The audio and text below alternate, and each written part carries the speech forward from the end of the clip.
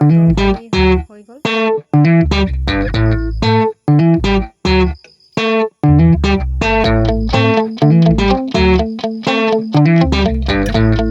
Friends, কি খবৰ আপোনালোকৰ? আশা কৰিছোঁ আপোনালোক সকলোৰে ভালেই।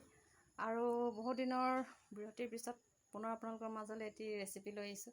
আশা কৰিছোঁ আপোনালোকে মোৰ ভিডিঅ'টো চাব আৰু লগতে চেনেলটো লাইক, কমেণ্ট আৰু ছাবস্ক্ৰাইব কৰিবলৈ নাপাহৰিব। আপোনালোকৰ সকলোৰে খেতি বাতি এটালে চাগে। আজি মই বনাব লোৱা ৰেচিপিটো হৈছে কলডিলৰ ৰেচিপি। আৰু কলডিল খাই বেয়া পোৱা মানুহ প্ৰায় নায়েই চাগে। কলডিল সকলোৱে ভাল পায় আৰু কলডিলৰ ঔষধি গুণাগুণো বহুত। সেয়ে আমি সকলোৱে কলডিল খোৱাটো উচিত, খাব লাগে। আমাৰ দৈনন্দিন তালিকাত হ'বই লাগে কলডিলৰ চব্জিটো। সেইকাৰণে ভাবিছোঁ আজি আপোনালোকৰ লগত শ্বেয়াৰ কৰোঁ ভিডিঅ'টো, কলডিলৰ ৰেচিপি। আহক তেতিয়াহ'লে ৰেচিপিটো আৰম্ভ কৰিব লওঁ। আৰু এইটো হৈছে ভীমকলৰ কলডিল আৰু মই এইটো কুটি বাছি লওঁ। তেতিয়ালৈকে আপোনালোকেও চাই থাকক, আঁতৰি নাযাব কিন্তু।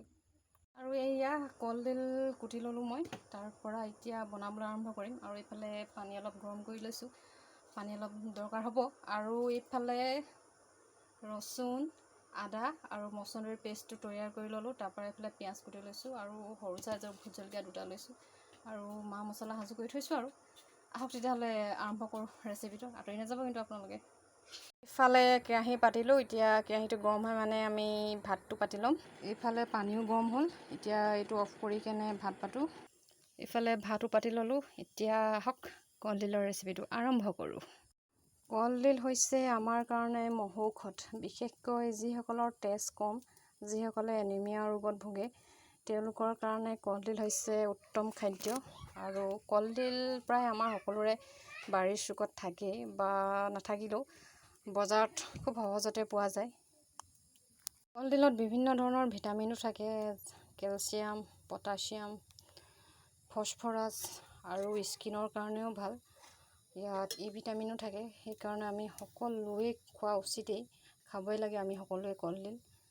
এটা অপৰিহাৰ্য খাদ্য, যিটো এৰাই চলিলে চাগে আমি বিভিন্ন ধৰণৰ ভিটামিনৰ পৰা আঁতৰি থাকোঁ। সেয়ে খোৱাটো উচিত, সকলোৱে খাবই লাগে। ইফালে তেলো গৰম হ'ল, পিঁয়াজখিনি দিওঁ। আমাৰ থলুৱা খাদ্য কোনোটোৱে কম নহয়, কাৰণ প্ৰায়বোৰতেই বিভিন্ন ধৰণৰ গুণাগুণ থাকে, কাৰণ ইয়াত কোনো ভেজাল নাথাকে। সেইকাৰণে চাগে আমাৰ শৰীৰৰ কাৰণে বহুত উপযোগী আমাৰ এই থলুৱা খাদ্যবিলাক। কলৰ একোটা অংগই পেলনি নাযায়, পাতৰ পৰা আৰম্ভ কৰি মছলা কলডিললৈকে। প্ৰায়বিলাকে আমাক বিভিন্ন ধৰণৰ ভিটামিনৰ যোগান। আৰু মছলাখিনিও সিজিলে, সেইকাৰণে এতিয়া কলডিলখিনি দি লওঁ।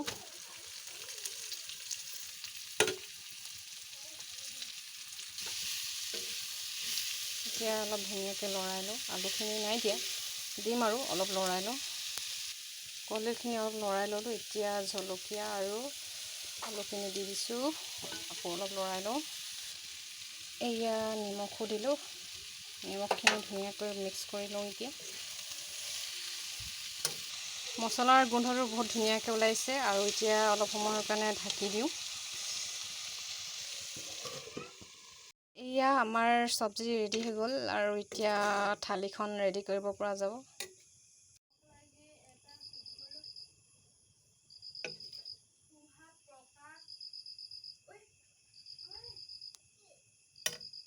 আমাৰ কলডিলৰ তৰকাৰীৰে আজিৰ থালিখন সজালোঁ আৰু এতিয়া এইখিনি খাম। আৰু আপোনালোকে যিসকলে মোৰ ভিডিঅ'টো চাইছে, যদি ভাল লাগে লাইক, কমেণ্ট কৰিবলৈ নাপাহৰিব। আৰু যিসকলে নতুনকৈ আহিছে চেনেলটো ছাবস্ক্ৰাইব কৰিবলৈ নাপাহৰিব। ধন্যবাদ।